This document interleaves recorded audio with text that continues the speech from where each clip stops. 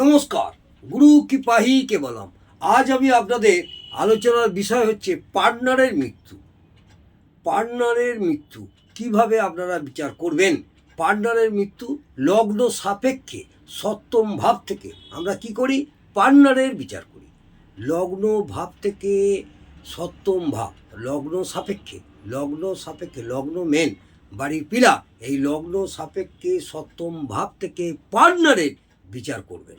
এই পার্টনারের বিচার করা হয় সেই সপ্তম ঘরকে, যেখানে লগ্ন থেকে সপ্তম ভাব হলো, সেই সপ্তম ঘর থেকে কি করবেন? ওটাকে 1 নম্বর ঘর ধরবেন, ওখান থেকে গণনা শুরু করবেন। গণনা শুরু করে সপ্তম ঘর অর্থাৎ লগ্ন হবে পার্টনারের মৃত্যু। বোঝা গেল? লগ্ন সাপেক্ষে সপ্তম ভাবকে আমরা পার্টনারের বিচার করি। লগ্ন সাপেক্ষে আমরা সপ্তম ভাবকে পার্টনারের বিচার করি, বিবাহ বিচার করি। ওইটা আমাদের জায়া ভাব। এই সপ্তম ঘরকে 1 নম্বর ঘর ধরে, সেখান থেকে সপ্তম ঘর অর্থাৎ লগ্ন হবে পার্টনারের মৃত্যু, অর্থাৎ পার্টনারের গৌণ মারক। অনেকেই বিয়ের পরে স্ত্রী মারা যান, আবার স্ত্রীদেরও বেশ কিছুদিন বাদে তার স্বামীর মৃত্যু হয়। এই মৃত্যুর কারক হচ্ছে আপনার যদি লগ্নকুণ্ডলী, জন্মকুণ্ডলী বা জন্মপঞ্জিকা থাকে, তাহলে আপনাকে আর কোনো জ্যোতিষ ভাইদের কাছে যেতে হবে না, নিজেই নিজের বিচারটা করতে পারবেন।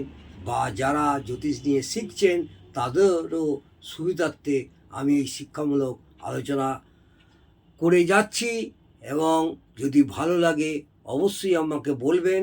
আমি আরও সুন্দর সুন্দর শিক্ষামূলক আলোচনা নিয়ে এবং বিচার নিয়ে আপনাদের আমি ভিডিও করব। আমি আবার আপনাদের স্মরণ করে দিচ্ছি, আর একবার রিপিট করছি, লগ্ন সাপেক্ষে সপ্তম ভাব থেকে আমরা কি করি? পার্টনারের বিচার করি। এই সপ্তম ঘরকে 1 নম্বর ঘর ধরে সেখান থেকে সপ্তম ঘর অর্থাৎ লগ্ন হবে পার্টনারের মৃত্যু, অর্থাৎ পার্টনারের গৌণ মারক স্থান। আগে আমরা সাধারণত বলি, আরে ওর বউটা মারা গেল বা ওর স্বামীটা মারা গেল, বেশ কিছুদিন সংসার করার পরে হয়তো তার মৃত্যু হলো, কোনো কিছু নেই, কোনো বিরাট একটা ব্যাধি হলো না, মারা গেল।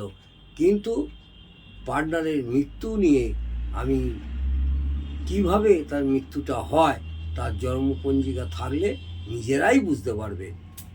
আজকে আর বিস্তারিত দীর্ঘায়ু করছি না আমার ভিডিওটি, আজকে এইটুকুনি বললাম। নিজেরা নিজেদের বিচার করুন, নিজেরা নিজেদের ভাগ্য জানুন। আশা করব আপনাদের ভালো লাগবে, আর যদি ভালো লাগে অবশ্যই একটা লাইক, কমেন্ট এবং শেয়ার করতে ভুলবেন না। নমস্কার, জয় মা তারা। ভালো থাকুন, সুস্থ থাকুন, আনন্দে থাকুন। জয় জয় তারা।